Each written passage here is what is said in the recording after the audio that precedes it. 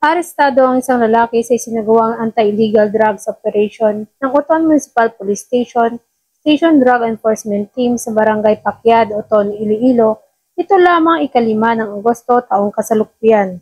Ang nasabing suspect ay kinilalang si alias Banbat, 28 anyos, may asawa, street-level individual at residente ng nasabing barangay. Nakumpiska sa suspect ang humigit kumulang 10 gramo ng pinaghihinalaang shabu na may standard drug price na tinatayang 68,000 pesos.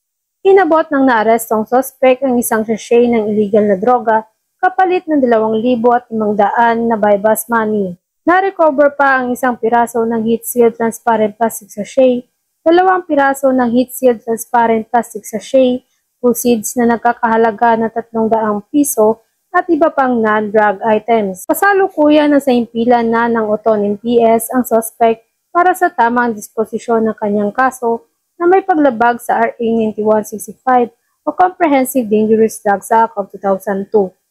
Ang matagumpay na operasyon ng Iloilo PNP laban sa iligal na droga ay isang mahalagang hakbang patungo sa pagsugpo sa problema ng droga sa ating komunidad. Mula dito sa Iloilo Police Provincial Office, sa inyong Police News Network Correspondent, True Woman Riza Valencia, alagad ng batas, tagataguyod ng balitang pulis.